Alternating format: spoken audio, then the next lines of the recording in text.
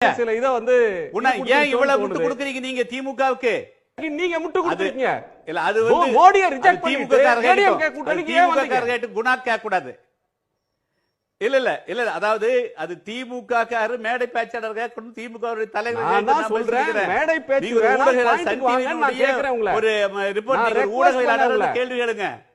நீங்க ஒரு 20 வருஷம் ஒரு ஊடகவியலாளர் இருந்தவங்க இப்படித்தான் கேள்வி கேட்பீங்களா? நீங்க இப்படித்தான் கேட்பேன். என்ன பேசுறீங்க? தப்பு இல்ல, நான் கேட்ட கேள்வியில எந்த தப்பு இல்ல, நியாயமா தான் சார் கேக்குறேன். இல்ல இல்ல நியாயம் இல்லையோ நீங்க ஒரு முடிவை ஊடகவியலாளர் கேள்வி கேட்டு பேசாம இருக்கணும். பிஜேபியோட பதில் போய் சேர்றதுக்கு முன்னாடி நீங்க வந்து சன் டிவியினுடைய ஒரு ஊடக ஒரு ஒர்க் பண்ணக்கூடிய ஒரு லேபர், நீங்க வந்து ஒரு தொழிலாளி, ஒரு ஊடக செய்தியாளர் வேலை செய்யறீங்க.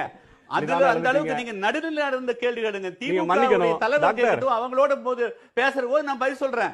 இப்ப ஊடகவியலாளர் நடுநிலையா பேசுங்க.